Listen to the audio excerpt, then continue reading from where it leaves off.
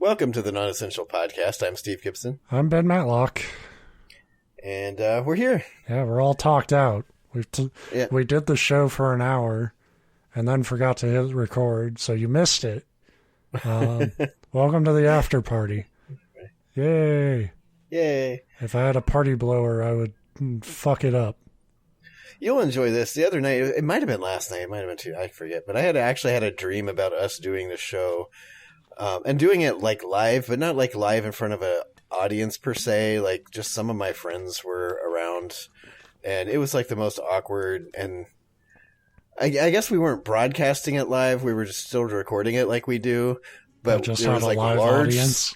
Yeah, and there was like large swaths of the show that we'd have to just like cut out because we'd like wander off or start like just talking, like having a conversation. It was weird. See, that would be weird for you, but that would just be a live show for me. You would know everybody in the audience, but I wouldn't have a fucking clue. Fucking clue, yeah. So I'd just be like, thank you, good night. And then I would leave, you know? And they'd be like, man, your co-host is weird. I was going to say, they'd be judging you. There's some judgmental... Actually, they're not, but... if they're friends with you, how like, bad could they be? Exactly, yeah. No, I don't dream about this show. I thought I dreamt this show every week, and then we're back here Thursday doing it again. That's what surprised me. I thought the show was the fever dream, and when I dreamed about the dream, I was like, oh, well, fuck, that show must be real. Yeah. Oh, it's real, and I got a real fucking topic this week. I was actually going to do that thing we talked about last week of like, is it a real story or is it a creepypasta type thing? But all the creepypastas I found that were based off real stories, and there is a lot of them, but they're very loosely based. So it wouldn't be much of a game for you. So like you would always be able to tell. Cause, you'd be like, oh, and then the aliens showed up. You're like, ha! Yeah, because for the 15th time, the guy almost shit himself. Like, it's kind of yeah. I remember one week when I was doing a creepypasta or looking for one, and I thought of that. I was like, oh, I'll look for the ones based on real life. And then there's that, like they're either like not distinguishable from regular creepypasta because they're not really based on much other than it's like, oh, there was a guy named Joe that lived in Arkansas. It's like, okay. Or they're literally just like with the most boring thing because they were basically just copying a newspaper article. Like there was one about a elderly couple. Actually, I think I ended up fucking reading that one for the show. Maybe. I don't know. But I remember coming across one and then like I had actually seen newspaper articles about the incident before. So I recognized it. And the creepypasta was literally just writing what happened. And I'm like, well, then it's not really a creepypasta. It's just it's a Wikipedia. Yeah. Right. So, yeah, that can get tough. Yeah, but I did find one that was based off a true story. And as I was kind of looking at it, it'll keep things a little bit short this week. But I was like, this is way more interesting than I think even the creepypasta. Because it is a serial killer story. But it does break a few themes from other serial killer stories that we've done in the past. That I found exception to the rules. I mean, the same stuff is still in play. Like you talk about one serial killer, you kind of talk about them all. When you talk about, you're inspiring somebody right now. They're like, I'm going to be the different serial killer. Like I'm going to break the mold. Well, that's. Stay tuned. Crazy person who's a fan of us for some reason. Because that is what I'm kind of talking about. But when I mean the like motives and shit and the power dynamics and stuff of being a killer, that stuff is still there. So like, and I will shout out a probably way more successful podcast. Because there's actually not a lot of hard info on this guy. So there is a podcast called the Criminal Discourse podcast that I got most of the information from because they were kind enough to write down basically this dude's entire story along with their episode. So if you want to hear this story without two assholes giggling over it, go listen to that. Although, to be a complete hypocrite here, that's a terrible name for a podcast. That's the Criminal Discourse Podcast. Do we ever get to give shit about names? No, I mean, do we have that right? Like, I point that out, but like, you know, I will say Criminal Discourse Podcast sounds like you're deliberating whether or not somebody is a criminal. This guy definitely. So here's the story of the playing card killer. Alfredo Galan Sotillo was born in Puertollano, which is in Spain. There's a lot of other words in there that are Spanish that I will die if I try to say. That sucks because I'm actually that's one of the few languages. That's just one of the few languages I can do. Yeah. Yeah, and see, that hurt. I coughed up blood just trying to do those. But yeah, he was born in Spain on April 5th, 1978. There's a birth date there. That's how you know I'm telling the truth, and it's a real story. Growing up, he studied general education and apparently did pretty well as a student in high school. He graduated and was class president, although his teachers don't remember him as like anything remarkable, and he was pretty introverted. So maybe he wasn't some genius, but he was probably pretty boring, so that his classmates were like, he's probably a good class representative because he's not talking to us. He must be smart. Maybe he won him over because they didn't know who he was. They're like, this mysterious guy that just came into our school, and he'd been at the school the whole time. Just, yeah. Well, that is something that is kind of a truism. When I was in high school, I skipped class all the time, and my grades were shit for like my first 2 years because I just didn't try. And like, I remember when I had to do group projects and stuff, everybody thought I was like the genius nerd who like, oh man, this is an easy A. And I'm like, I hate to break it to you, but we're both fucked. The only difference between you and I is I don't care. Yeah, I mean, I was just sort of, they're like, wait, you cut class? Like, nobody believed it. I was like, what'd you think? I was sick all this time? Like, I missed an entire quarter because I was actually sick? I walked to Jack in the Box every day. Like, that's gotta be kind of an ego killer when it's like they don't even believe that you weren't in class or something. Like, I mean, if I was cutting class to be cool, I just didn't want to do schoolwork. We've talked about it before. We've talked about it recently, a few episodes ago, I think. But I fundamentally hated giving up so much of my time to school. I really resented like having to do 6 periods of class a day. And so I wouldn't, and I would probably only go to like 2. And it wasn't until I went to another high school where they're like, 4 classes a day. And I was like, deal, and then I did really well. I got like A's and everything, and I graduated early. So there. I think schools fail to account, at least they did when I was in school too, account for the students like you and I where, my grades, I didn't get terrible grades, but I was just right at around a 3.0, and I'd be sometimes a little below that, not usually too much above it.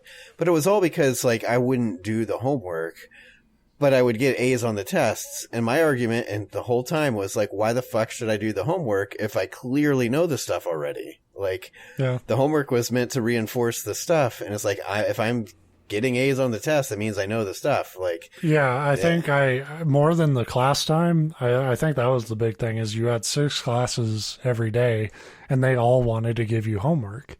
And and they all wanted to give you like an hour of homework. And it's like, this doesn't work. Yeah, that means basically you want me to put 12 hours of my day into this, and I'm just not, I do not give a fuck.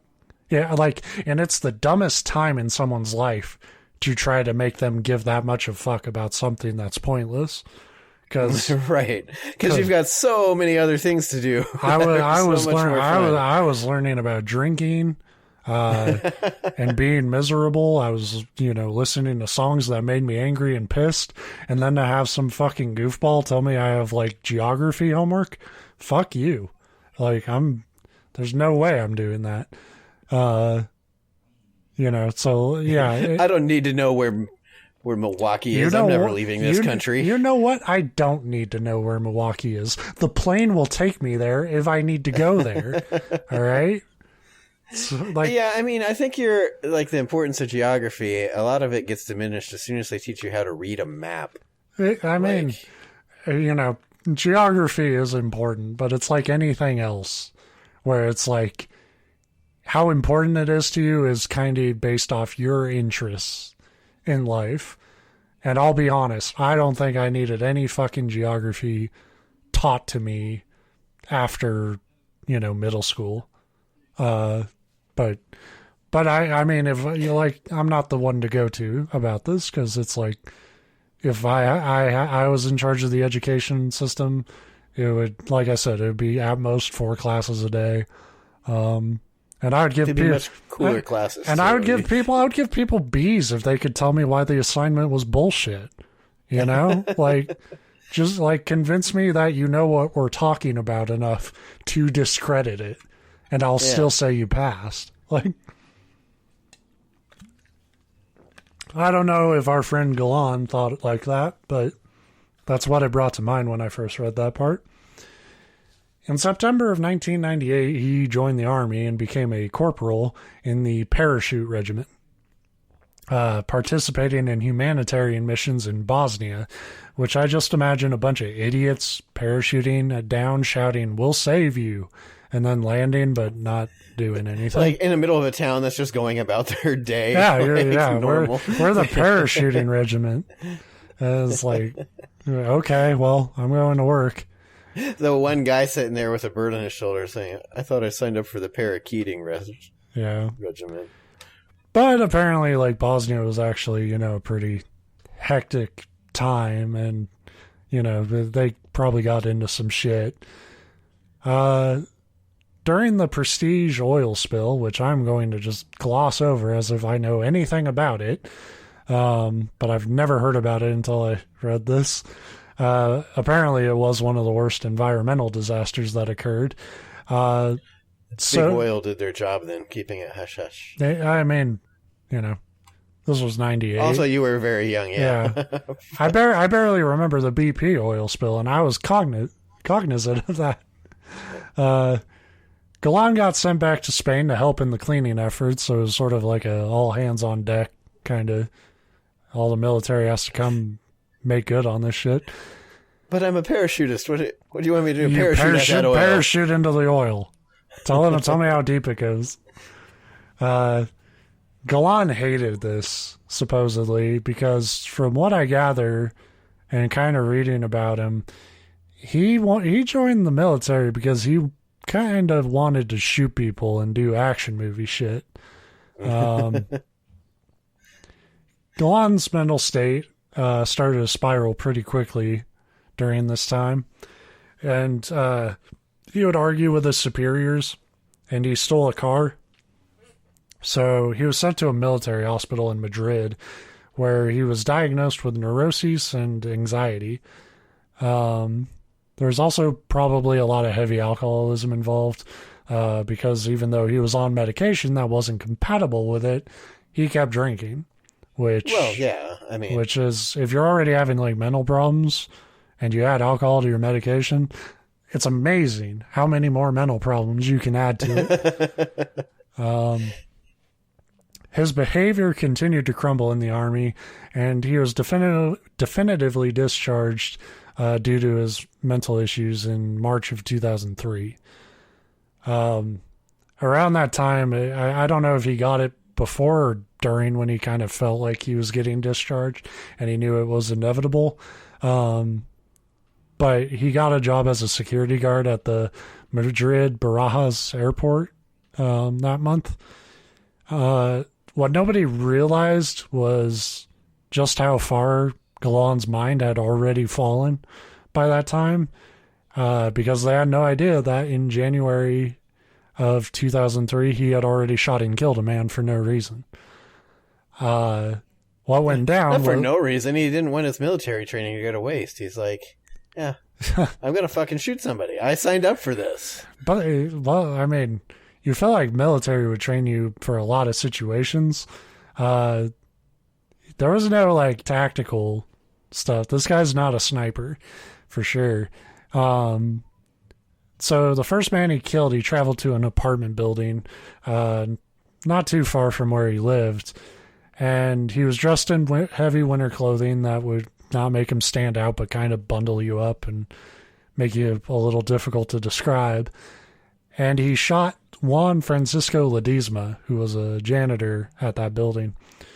Juan was letting people into the building, and as he was doing so, Galan followed him inside and forced him to kneel, and then shot him in the back of the head. Cool.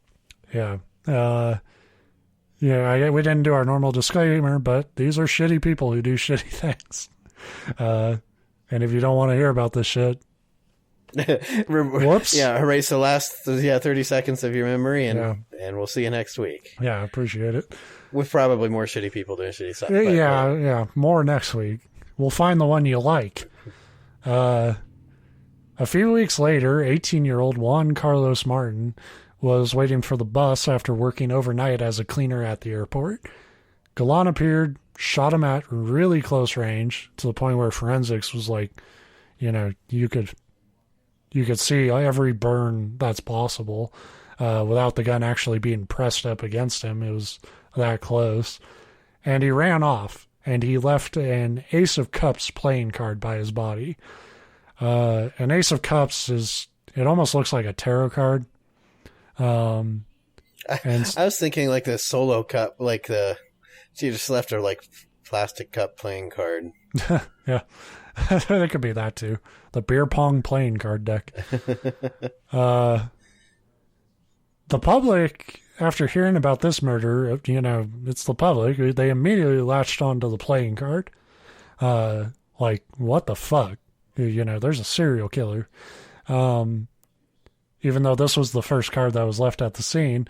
But Galan was immediately kind of getting notoriety that he wanted, that he desperately craved. That being said, the police did not think the card was initially that important. Because police are fucking idiots. Well, I was going to say, though, like, I don't know, without knowing the specifics, how obvious it was. Like, maybe there was just a card laying there, or, like, maybe it was the victim's card that he had in his pocket, and it came, I don't know how obvious it was that it was That's left weird, by the killer. too.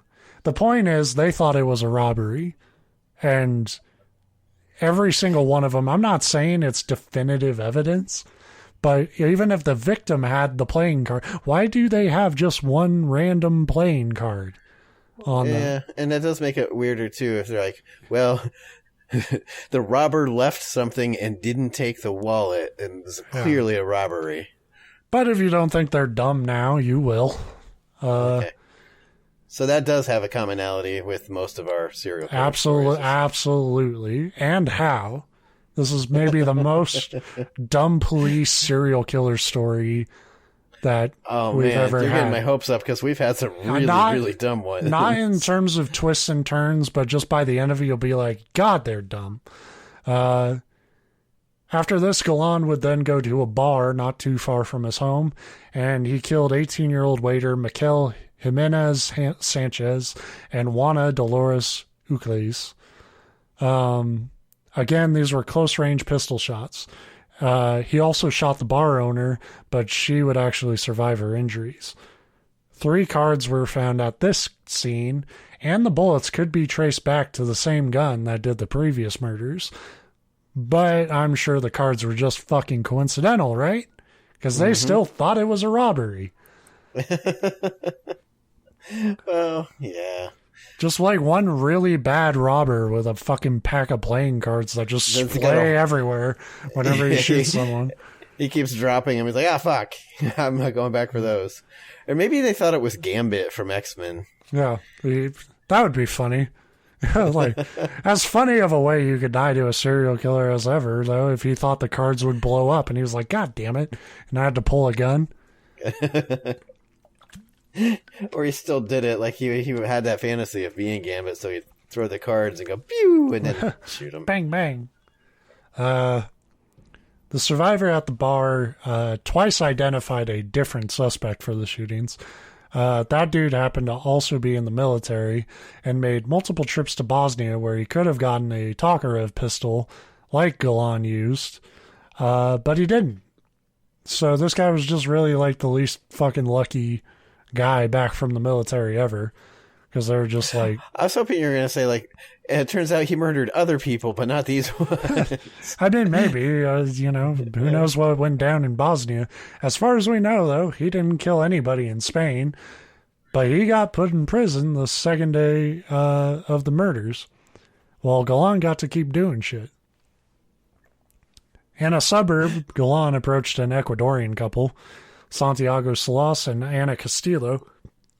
He shot Santiago, but his gun jammed when he tried to shoot Ana. Hiccups. Great. Perfect timing. But his gun jammed when he tried to shoot Ana, because that's what happens when you don't buy honest, local pistols made simply and with care. So Galan took off, but Ana had to watch, unfortunately, as Santiago died. Galan tried again, this time with a Romanian couple, George and Diana Magna. He forced them to kneel, and he shot George execution style. Diana tried to turn to protect herself and was shot 3 times. She would hold out for a little bit, but she would die in the hospital 2 days later. 2 more playing cards were found at the scene. Yeah, here's a random tip. If anybody tries to, like, at gunpoint force you to kneel, don't fucking do it, because they're doing that to kill you. So at worst case, run, and maybe they kill you, but at least you have a chance. Like, yeah, at least make them shoot you in the knee, so you have to, you know. And I know that's easy to say, because when you have a gun like thrust in your face, your tendency is to do whatever they say in the hopes that they'll let you go. Yeah, but. Yeah, that's generally not a good sign. But I watch Zodiac, so I don't trust that, you know. So I'll probably just get mugged one day and get myself killed, and the guy will be like, I just wanted his wallet.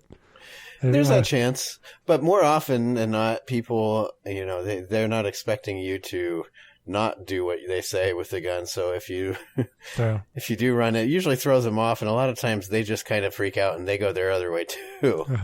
So. Anyway, yeah, that's a the personal... one I would recommend shouting, "Do it, then I want to die." You know, then boobies, and point behind them. And when they turn around, because the killer's always a guy, and what guy wouldn't turn around to look at boobs? And then you run, or you know. Yeah, just say some like clever last word shit, like, you know, you better hope you got enough bullets, and then like they shoot you once, and you'll be like, "Oh, you do." Damn. All right, so 2 more playing cards were found at the scene, and witnesses continued to be useless, because nobody could seem to agree what this fucking guy looked like. Eventually, police thought it might have even been 2 killers using the same gun, so just tag team shit. Which isn't a bad idea. I mean, it's a theory. I don't know how you jumped to that. You're the serial killer expert. Has there ever been a serial killing duo or group? Yeah, absolutely. I'm so glad you said that. I'm going to bring up... I got a ton now, dude. Yeah, there's a lot of, like, fucked up pairings where... Well, I mean, I guess I should have known, because we did that, what's their name? The famous ones, they're like... that thought they were so smart, they believed in like the superhuman theory that some people, they were from a privileged family, and I can never remember their name. It's like Leo or something. I just looked them up the other week. Anyway, yeah, they did, and they immediately got caught because they would have been serial killers, but they couldn't get away with their first murder. I think like there's like Leonard Lake and Charles Ling, if I'm remembering their names right. That's not the ones that I'm thinking of. No, I mean, I'm just saying in general, like, you're just shooting serial killer teams. Duos, yeah. I can't remember the guy's name, but There's Myra Henley as well, and her lover. I don't know if they were married. And the West, Mr. and Mrs. West, did some fucked up shit in the UK. Adam West. Yeah, famed serial killer Adam West. Batman and Robin. Batman and Robin West. But yeah, okay. So there's a lot. It sounds like it's actually pretty common. Yeah, but I don't. I would feel like a dick if like I was in a serial killer team and I had to share a gun. It's like right. It's like I want my own gun. Fuck you. Police sketches were made of what they thought the suspect could look like, and apparently when those got released, Galan got super pissed off. Because none of them looked like him. Like, not even fucking close. And you got to remember, this was all about his ego and his fame. So he didn't really care about eventually being caught. But nobody thought he did the crime at all. And so he was like, what the... Like, the police were so fucking far off the mark. And Galan could not stand it. So he got drunk and turned himself in. Just to be like, you fucking idiots. It's been me the whole time. It is I, Galant, and the cup killer. And the police thought he was just drunk and sent him away. Nice. So we don't have time to deal with drunks. We've got a serial killer on the loose. There's a serial killer tag team out there. We're sure of it. So this dude could have been killing people to this day, probably, if it weren't for his narcissism. But it wasn't just a drunken thing. He sobered up and came back to the police station and started detailing the crimes in ways that were not released to the press, including the back of the playing cards, which were marked with ink. Here's the fucking gun I used. Like, that is a lot like the gun that this killer used. Wow, you must be an expert. Can you help us investigate? Galan was calm throughout the entire confession and seemingly only showed any urgency when it was about, like, making it clear, look, I turned myself in. You didn't catch me. You guys were so fucking far off, I fucking pitied you. It wasn't until his trial that he seemed to realize that there's actually consequences to this shit. Yeah, whoops. And so... You know, serial killer fame, it runs out, and your story ends up becoming just a sad fucking topic for a podcast hosted by two 30-something chuckle fucks with nothing better to do every week. So, if we do have a listener like that, if that's what you're striving for, we'll talk about you in 20 years. To an audience of one less because you got the chair, you dummy. Yeah. And he tried. How weird would that be if somebody's last meal request was like to listen to our podcast while they eat like McDonald's or something? That'd be all right. Yeah, I'd feel honored. A little bit. Yeah. Like, and what better punishment than the last words you remember is my voice? Just like droning on, like through my fucking nose, like a. They're getting ready to flip the switch. Do you have any last words? Yes, limey peppermint bastards. You know, he says so much, and I didn't realize it till just now. Why doesn't he edit that out? Wasted so much of my life listening to He does it after every joke, like he's waiting for an applause. It's really sad. So... he tried to back out of his confession. He claimed that a neo-Nazi was forcing him to confess to crimes that they committed, and they threatened the life of his sister if he didn't. It's pretty out there theory. Like, we're not even sure you have a sister. It's like, but... Damn, foiled again. It tracks. Go home and be safe. Yeah, that's the thing. You could probably just say, like, whoops, I didn't mean to. It's like, okay. I was still drunk. Ha ha ha. And they're like, shit, he's right. We should have sent him home. The old drunken fuck insanity defense. It gets him out every time. When that story didn't work, He tried insanity pleas because they all do. But the court kind of knew, like, dude, you were doing this for fame. You knew what was right or wrong when you did it, and you just didn't care. So he got sentenced to 142 years in prison. And anytime somebody gets a long sentence like that, I always wonder, like, what if they made it to the end? I was going to say, the crafty bastard lives to 180 years old, and he gets out and immediately starts shooting people. Like, I win. That would suck. Because that is one of those sentences where it's like, why put a cap on it? Just admit he shouldn't fucking come out. You know? I always get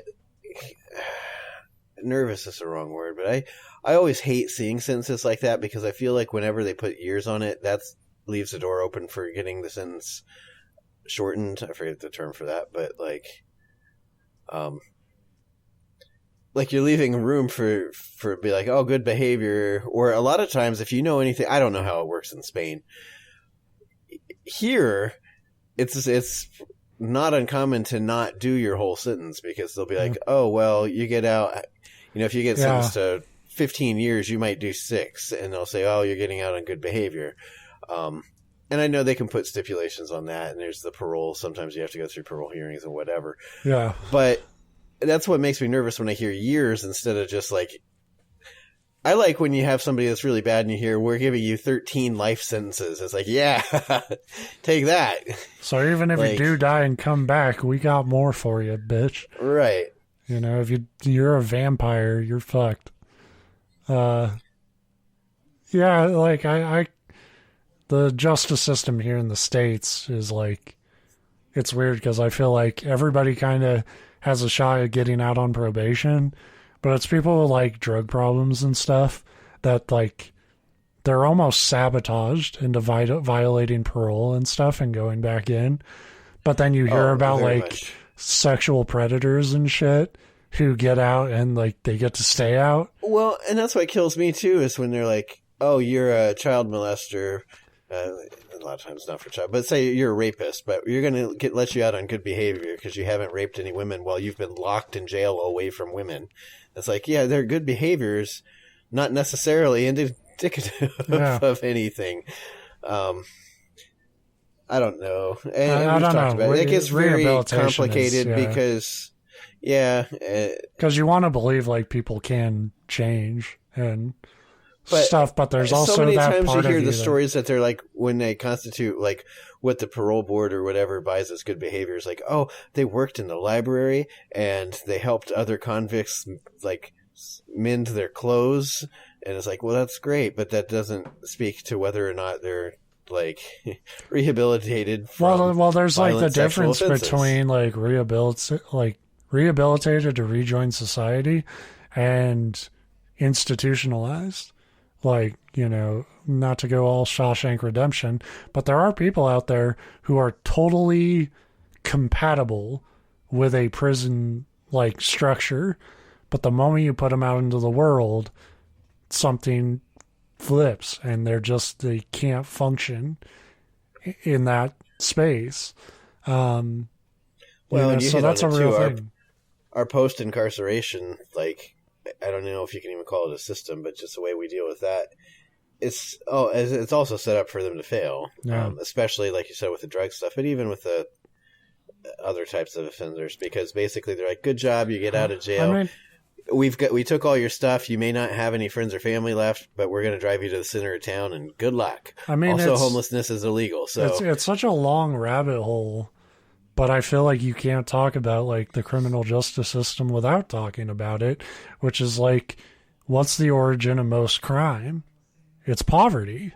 You know, it's people in like bad situations and bad environments who are doing what they think they need to do to survive.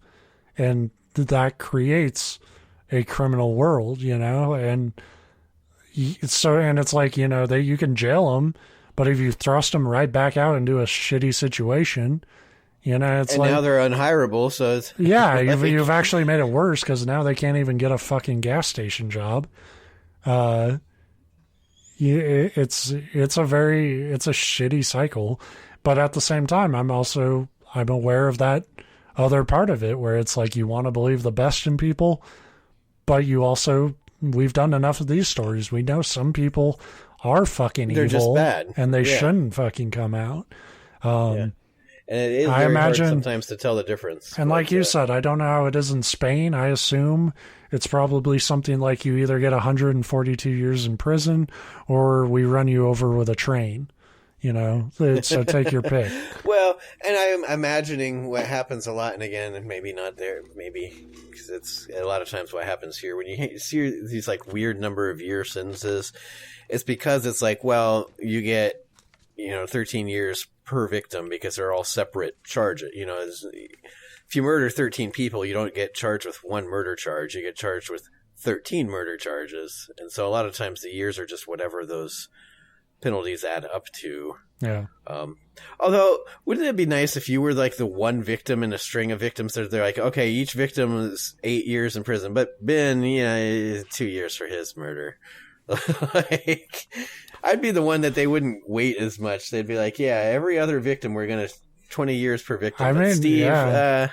We have done stories where killers have definitely killed somebody, but they were never actually like held legally accountable for those deaths because they couldn't be proven, or they felt they couldn't prove it, Yeah. And that happens a lot. Even in this, and when they catch serial killers like this, it's not uncommon to not nail them on every single murder. Right. And part of it is maybe they can't, and part of it is maybe they got so many on the other ones that it's not really a good use of the like time and money of the system, although I still think it always is because the victims' families deserve to have that conviction. But although maybe the families don't care, because I could see that too. If it was me and I knew the person was going away for life or going to the chair or something, I'd say it doesn't fundamentally change anything for me to also charge them for my loved one's murder because I know they did it. Like trying to put myself in the frame of mind of somebody in that position, like you just lost a loved one and they're not technically being, tried and judged based off the murder of your loved one. You're pretty sure they did it. Everything indicates they did it. It's just not being pushed. I'll be honest, I would be fucking pretty furious. Because, if it were me, I would be like, no, I want him. I don't know. I want it fucking pushed.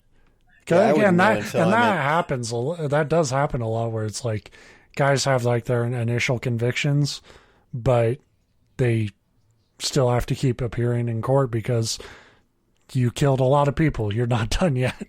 Yeah. Yeah. And maybe that's why some of them don't get all the convictions, because it would vary. I don't know how I would feel, because on the one hand, it's like, yeah, you want that almost recognition for your loved one. On the other, it's not going to bring them back. It's not going to change anything. Yeah. It's tough, though, because it's like, The only thing is I would have that, like, say, well, I don't push the trial for mine, and then some technicality comes up down the road and they get off for this other one. Then that's a very good point.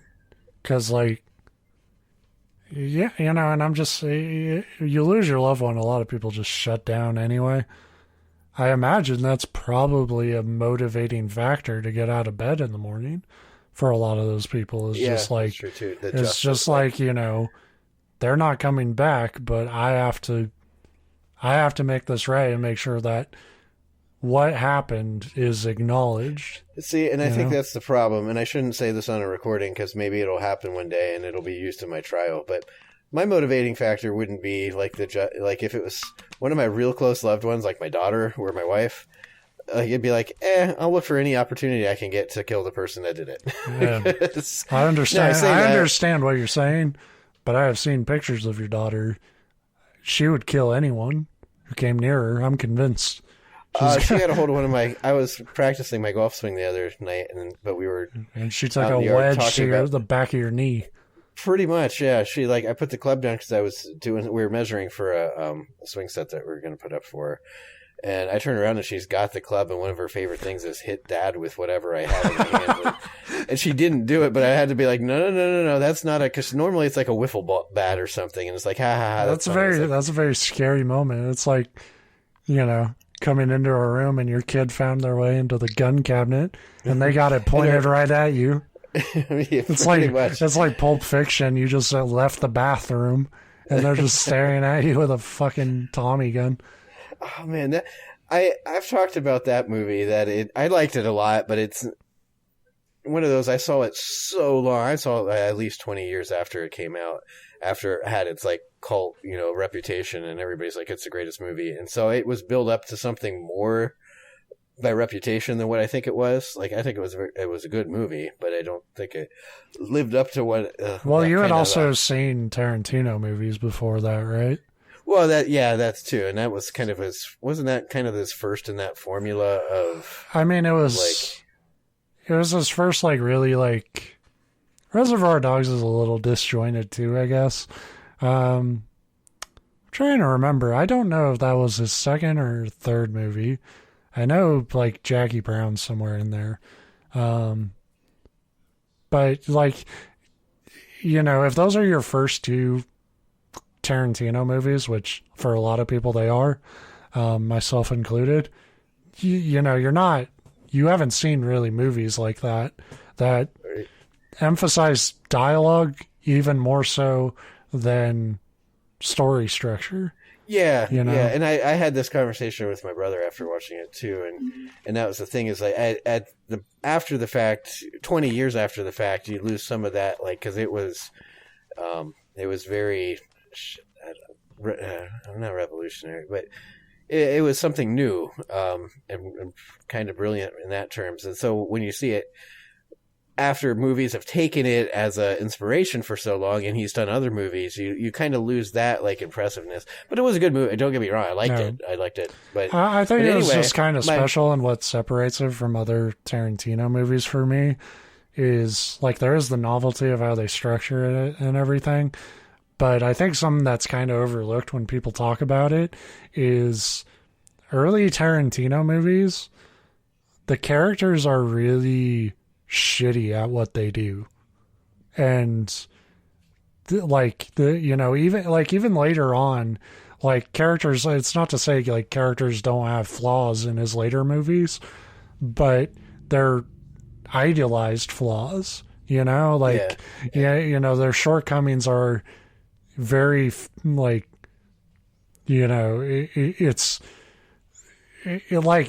these guys are set up to be like the baddest of the baddest gangsters and thieves and cutthroats and all this shit, and none of them can do anything right.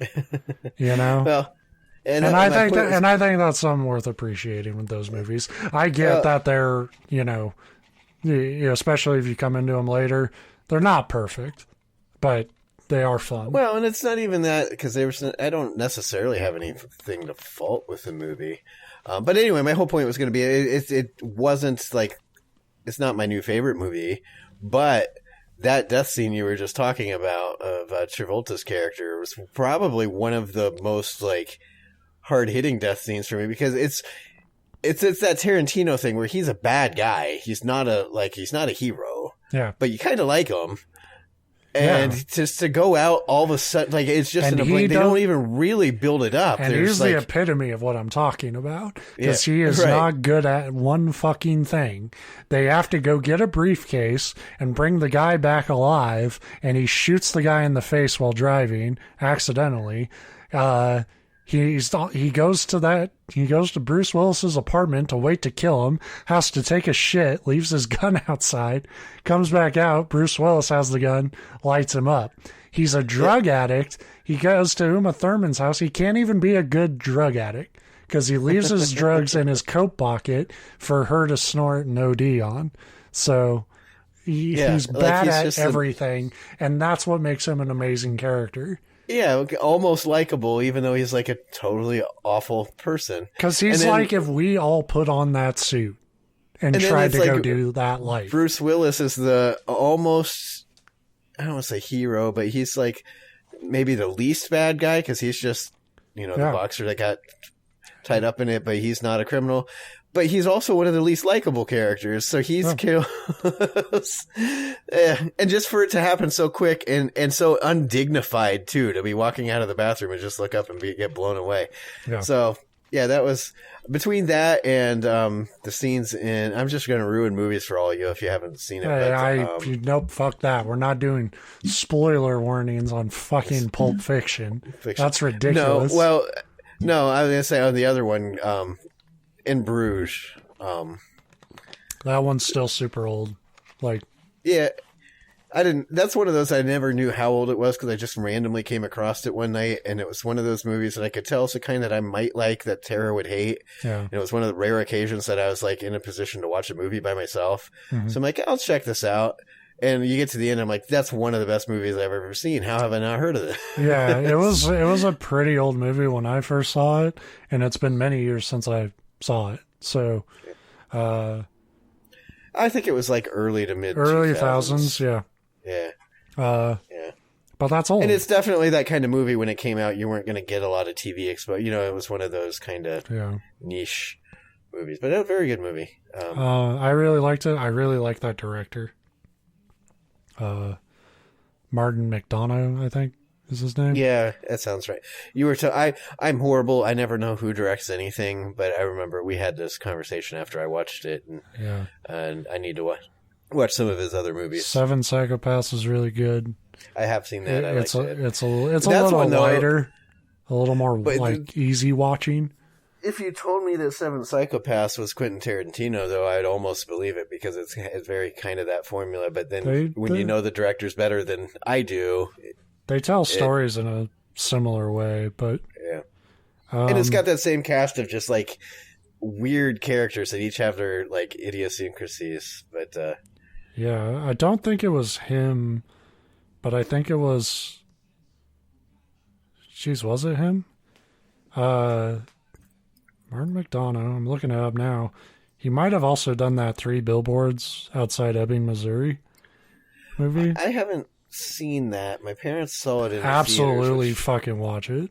It's well, that's what I was going to say. My parents went and saw it in theaters, which is normally then I probably shouldn't be interested in this movie. But they hated it, so it's probably a great movie. Yeah, he did that one too. So I put it off forever because I knew I liked the director, but I was also kind of like, you know, it's one of those things. The way it was kind of sold is like, is this just him like chasing Oscar bait or something now? But it's definitely like award worthy. But that's because it's fucking awesome. It's a great movie. And Sam Rockwell's really good in it as a character who's extremely hateable in the beginning, and they somehow, like, I don't want to spoil anything about it, but by the end of that movie, fucking what a great character.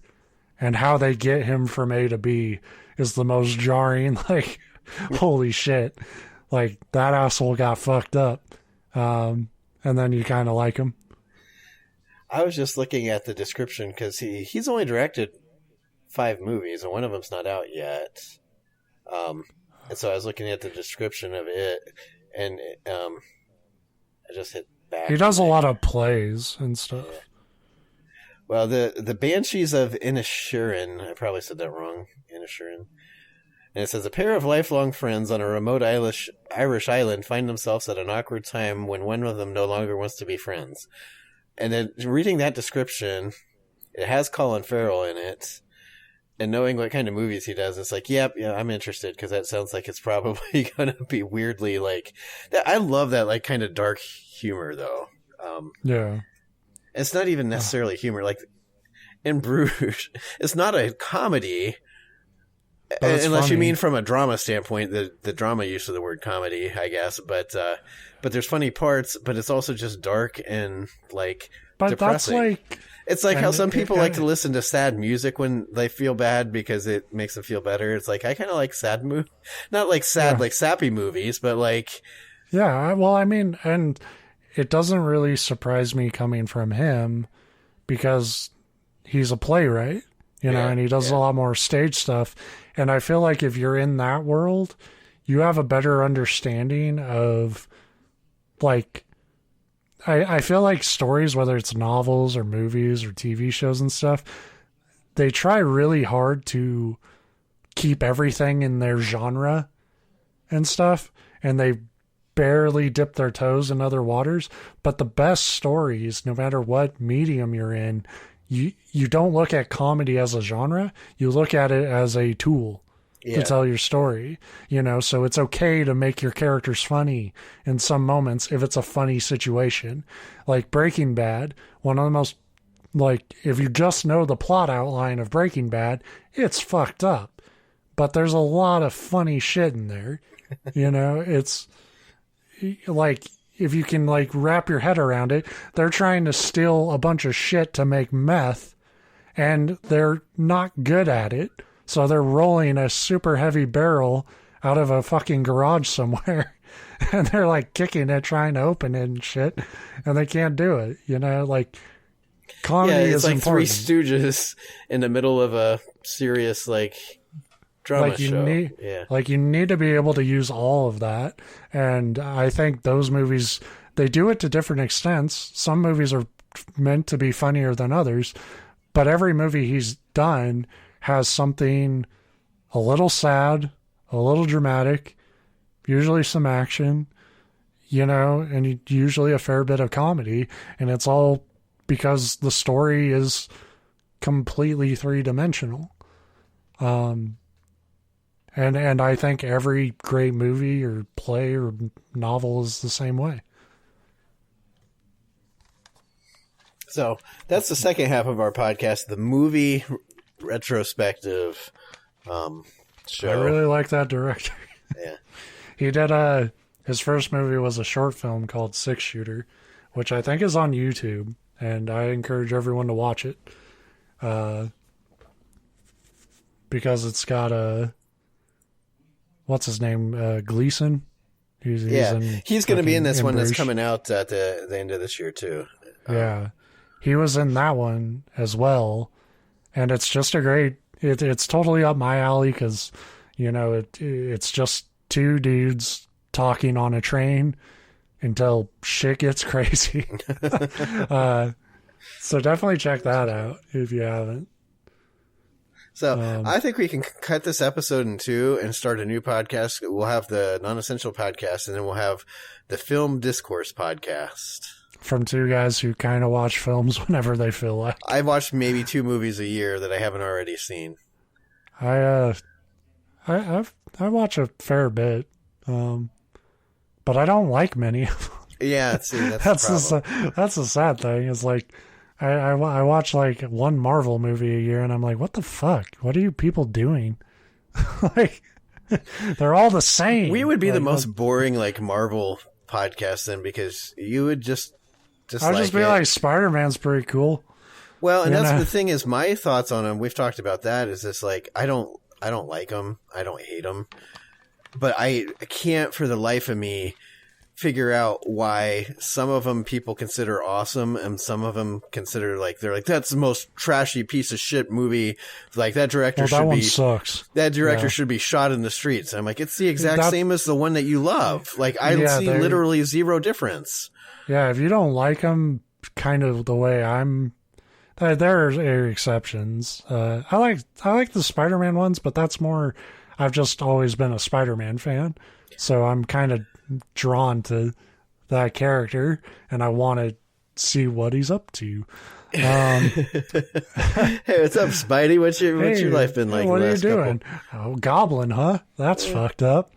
But like I watched that Shang-Chi one, and that was probably the most any of them have departed from the Marvel formula, and it was still super formulaic. Yeah. See, it's that's like, and I guess I get if you're really into the source material, I could see liking some and feeling others like do a disservice. But if you're someone like me that doesn't know shit about the source material, all the movies are literally the same quality. Like, yeah, maybe one's slightly better than others, but not like, to me, it's mind boggling that, like I said, that some of them people act like are the greatest movies they've ever seen, and others they want to literally like have the directors like shot out of cannons. And it's like, yeah, I'm not gonna, like, if you enjoy Marvel movies, I'm not, like, trying to take the piss out of you. Like, it's just, to me, it's like, it's oversaturated. Still, like, obviously, because it prints money for Disney. But, like, I can't fault people for, like, hey, you like a blockbuster every now and then. Oh, yeah. No, and that's the thing is, I can't fault you for that. I see him. I'm just saying, you're not John Wick. I just feel like, going into a Marvel movie for me, and again, like I get everybody's investment in the materials different, and everybody's taste just in general in movies is different. For me, going into a Marvel movie, I don't like watching them, and I probably wouldn't watch any of them if my wife's really. I hate to even say really into it because that implies she knows the characters and stuff. She just really enjoys them. So we watch them, and I know I'm going to watch it, and I'm probably not going to hate it. I don't know that there's any that I've seen that have been like, oh, that's just a pile of trash. But I also know I'm not going to walk away like changed. Like I can't wait to watch it a second time. Like it's going to be an entertaining 8-hour movie because they keep getting longer and fucking longer. Yeah, that is probably the biggest thing with me about movies, and it's why this movie podcast after show we're currently doing is fucked up. Is because honestly, if your movie's longer than an hour and a half, you're pissing me off. And there are great movies that are longer than an hour and a half, but I fucking, god damn it, like it took me so long to finally sit down and watch The Batman. Oh yeah, and I was all like for that. It sounded really cool, and then it finally came out to where I could watch it. Then I found out it's like 3 hours, and I was like, yeah. I was like, fuck, dude, I gotta make a thing out of this. I just want to see what the Batman's up to. And that's what kills. And that's why I don't watch a ton of movies because we don't have a ton of time. And my wife, she's the kind she'd stay up all night watching movies because she just loves TV and movies. It is funny though, and we're so hypocritical about it. At least I am, because I'll be like 3 hours. Like I don't have that kind of time, and then I'll spend 3 hours trying to figure out what to do instead. You know? Well, that's what I was going to like. Most of our time to watch a movie like that would be after Lincoln goes to bed. Now, which 9 or 10 o'clock is when she finally falls asleep usually. And so Tara will be like, oh, I want to watch a movie. It's like, not if it's 3 hours, because I'm not going to be up till 1 watching a movie. I'm too old. I mean, I've come to terms with like, I don't do it that often, because if I watch a movie, I kind of want to watch it start to finish. But if I'm just sort of testing the waters with something, like I haven't seen that before, I'll accept that this is a 3-hour movie and it's probably going to take me a week to fully watch because I'll fall asleep and have to rewind back to shit I remember. Yeah. And so like I'm watching it 20 minutes at a time. Basically. I'm doing that more than I used to. I hate it though, because it's one of those, and it's hypocritical too, because I make fun of the people that are like, the directors made this and meant to be seen on a big screen, and that's the experience they want. And I was like, fuck that. I would watch it on my TV. phone. But at the same time, when I say, well, that's stupid, I with movies specifically, I feel like they were written specifically to watch start to finish without pausing. And so I don't love doing it. Now I have. Act like it. Well, God yeah, damn it. Yeah. And so many, and my number one gripe with movies is, and it's like you said, there's long movies I like, but movies that are long that don't need to be. When I'm watching a movie that's 3 hours and you can clearly see like 40 minutes worth of stuff that could be cut out and it wouldn't lose anything. It's just there because whoever wrote it or made it was like, this will be a cool scene. It's like, that drives me nuts. Yeah. So like, I'll say this for the Batman, it is 3 hours, but it's paced pretty well. I wasn't like, I'm not going to say it's like the most perfectly cut that you couldn't cut that movie down, but it does pretty well. At like, there's enough going on between each scene that you're cool sitting through it. But what would you say is the longest movie that you like? Forrest Gump is up there because I like Forrest Gump a lot. How long is Forrest Gump? I think it's close to 3 hours. Because I would agree with you. That's a pretty good pick. Let's see. 2 hours and 22 minutes. So it's... That's actually pretty low. Yeah. By today's standards. Saving Private Ryan I like, and it's 2 hours and 50 minutes, so closer to that 3 hour mark. I want to say, isn't Goodfellas pretty long? It does, but that's the best paced movie ever made. Yeah. So that's 2 hours and 26 minutes. See, that movie could Forrest be 5 Gump, hours, and I think they could have edited it fine. That's the difference between Goodfellas and Forrest Gump. Forrest Gump I love, but it feels like a long movie. It's just I love every scene in it. Or at least almost every scene in it. Goodfellas does not feel like it's the same length as Forrest Gump. It feels like it's a Goodfellas feels so fucking fast, honestly, because that's a movie of like 2 halves. Like, man, we're living it up as gangsters, and then we're coked out shit. and on the run. Yeah. Oh fuck, Tommy killed a guy. Now we're fucked. I know there's. I'm trying to think what there's. I don't know. Here's an interesting one. I was actually thinking I really liked Apocalypse Now, but that movie is apparently only 2 hours and 33 minutes long. Well, which I thought was I thought it was longer than that, because that movie feels longer than that. Well, you got to watch, because there's Apocalypse Now and there's Apocalypse Now however you pronounce that. Redux. That's 3 hours and 22 minutes. So it depends which version of that you watch. I think I watched the original cut, because people told me you don't need to watch the giant cut. Well, the one I saw, I think, was the longer cut, but it was just because it was on. I never saw that movie until I just happened across it on TV one night, and it was near the beginning, and I was like, I should watch this. Big fucking mistake, because it was, even if it wasn't the 3 hour and 22 minute one, a 2 hour and 33 minute movie with commercial breaks. That's a long time. Yeah, it was like a 4.5 hour viewing. And so by the end of it, I hated the movie. But because of that experience, I think if I just went back and watched the original shorter version, I would like it, because I love that story. What I was going to say is, I love that movie, but that movie almost feels meant to be watched in chapters.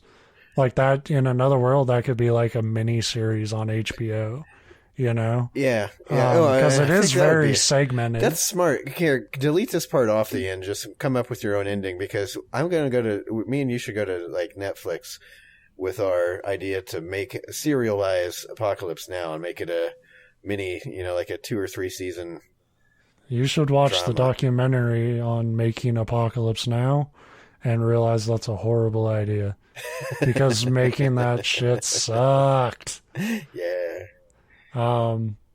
But yeah, I think that's a truism. I like, the Godfather movies also, but those are also, if you're going to sit down and watch even just part 1 of The Godfather, it's like, okay, this is going to take a bit.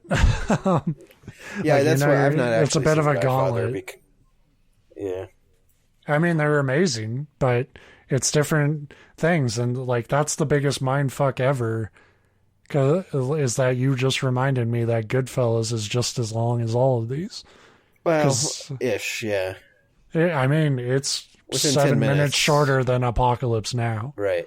And that movie feels like an hour and a half. It feels like it's it's such a good movie. And it's, my common theme for me is I didn't see Goodfellas until maybe 6 years ago. Yeah. And it was when it was coming on TV, and I just happened at the beginning. Because if I come across a movie and it's 15, 20 minutes in, I won't watch it if I haven't seen it. If I know, because it's one that I'd always wanted to watch, it just never had. But I caught it right at the beginning. I'm like, I'll watch this. And the better thing was it was on, we were getting a free weekend of Showtime or something, so there's no commercials. Yeah. And I sat down and watched it. By the end, I'm like, yep, this is now in my top 3, immediately after the first viewing. It's not my favorite movie, but it could be, depending on the mood I'm in. Yeah. Yeah, my friends really hate whenever it gets brought up because I don't shut up about it.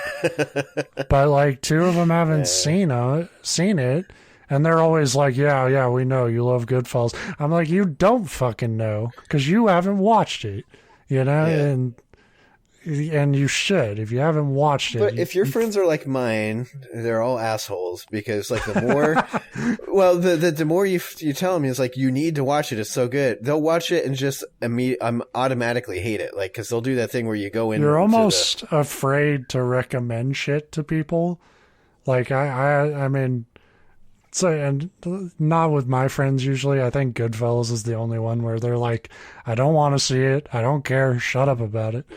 But I do totally get that feeling of like, if I recommend this, they're just going to bash it. And it's worse if you watch it with them. Because you're sitting there. We had, and granted, this isn't in the same, near same category as the movies we're talking about as far as quality, but I enjoy it. The Wedding Singer with Adam Sandler. It's one of the like few Adam Sandler That's movies a movie I like. that feels like 2.5 hours. I like it because it like hits on, I'm a little older than you, and there's a lot of nostalgia there for like the, I was still pretty young in the 80s. I will give it this. Like it's in that tier of like early Adam Sandler stuff that's like, it didn't really matter the overall quality of the movie. Like Steve Buscemi in The Wedding Singer is one of the best characters of all time. And what's his Dan Lovitz? He's barely in it, but he's got one of my favorite John Lovitz. Or John Lovitz, yeah. But anyway, I can't see him in anything because he's a piece of shit. Apparently, yeah. Well, he seems like it. His characters all are too. But But anyway, like it's one of those that we really enjoy it, and I'll give it's formula. It's your just standard rom-com, but I think it's funny, and I like the time period. And Tara's friends, she has 2 friends that had never seen it, and we're like, oh, you have to watch it. It's so good. And we watched it one time when they were over, and they were both just like, eh. And it's like, there's nothing more awkward. You get to the end of a movie like that you're like, oh, we love this movie, and then they're like, eh. And you're like, oh, well, I don't know that I guess we can't be friends anymore. Well, it's nice knowing you. Now that one I don't love enough to, obviously, I don't think there's any movie that I care enough about to like end a friendship over. But, and that was just one example. Like there's been movies I love way more than that like you finally get people to watch. There's been movies I've hated. Me and my brother, I still feel like we're on the edge of terminating our relationship based off of David Lynch productions. Well, I'm convinced that anybody that likes David Lynch stuff doesn't know why they like it. They just like it because we should do a bonus pod where it's just you and Adam, and he'll tell you why he loves Twin Peaks. I've tried watching it because I fucking hate that show. I know so many people are like Twin Peaks.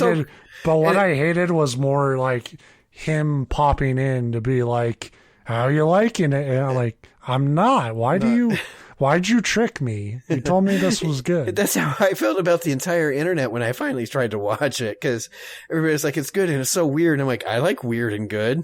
And so I tried to watch it and it's like, what the fuck is this? There's like 10 total minutes of weird, interesting shit in the first season of that show. And the rest is like a teen fucking Scooby-Doo drama. That show would be on the CW if it were made today. Like, fuck you. And it would air a different night each week too. It'd be one of those shows that they don't even know what to do with. They just pop it around like, and he was like, no, you gotta stick with it. No, I don't gotta. David Lynch is a fascinating dude. I love his rant about watching movies on iPhones. That's a few seconds long. Go watch that on YouTube if you haven't seen it, because he's just telling you that you can't watch a movie on your phone. You think you've watched a movie on your phone, but you haven't watched the movie. The fact that you thought you watched a fucking movie on your phone. That's the best thing he's ever made. You just reminded me, and this is something that deserves to be at the front of our podcast, not the end of it, especially after a long rant that everybody's probably tuned out of. That's a bonus pod. On our flight back from Florida a couple weeks ago, there was a woman a few rows up that I was sitting on the aisle seat, and I could notice she was watching a movie, but she was watching it, of course, on her phone, but she was holding the phone like vertical. Like, interesting. I thought it was like, it was the most maddening thing I've ever seen. Like, she wasn't running other apps. She wasn't like flipping back and like texting. She watched the movie from start to finish from the flight, but she refused to turn her phone and landscape to fill it up. So it was just this tiny little fucking square in the middle of her phone, and she watched that fucking thing the whole damn time. And I think it was that movie, I couldn't tell because it was a small square. I really couldn't. But the little bits that I could see, and she was a couple rows up too. It wasn't that close, but I think it's that movie that's supposed to be about the Williams sisters, like dad, basically. King Richard. Yeah. So I think it was that, but I couldn't figure. I almost wanted to get out of my seat, and you know me, I fucking refuse to talk to strangers. But I wanted to walk up there and be like, "Excuse me, why? Like, is there a reason? Like, maybe she had a perfectly good reason. Like, or like she just didn't know that you could rotate it. And it wasn't even like an old person like my parents. She was just somebody probably younger than, well, I don't know, about my age, 30s, 40s. And it mean, like, you just want to ask why. And maybe just because you're hoping there might be a good reason, but I couldn't figure it out. Yeah. Like, I don't know. I do sometimes set my phone so it can't do like the rotate thing. Yeah, but I think if I was watching a movie on a 2-hour flight on a plane, I would change it. Yeah. But I do understand laziness. So if she's speaking to me on that level, I'll let it go. I've had to like convince myself that it's something like she's seen the movie already, but she's like maybe a student at like a drama school or writing school or something, and she was just taking notes on the movie, so she was more listening but she held it in front of her fucking face the whole time, so she was clearly looking at it. Yeah. And if you've ever watched like a YouTube video with your phone in vertical orientation for more than 30 seconds and then not been like, I should probably go ahead and full screen this fucker, like, I couldn't figure it out, and it was probably agitating me more than it should have been. But yeah, and I kept, ever since I saw that, I'm like, man, first thing we do when we record the podcast, I got to point out this person that was watching this fucking freak who was listening to our show. But she pretended to watch King Richard. It took me it's almost been a month to the day since that flight, so it took me a while to actually remember to rant about it. But it's still in my head. It's still fucking living up there. Okay, David Lynch with your fucking judgmental ass. Yeah. Oh man, that would have been great to see David Lynch see somebody watching a movie not only on their phone, but not the wrong orientation.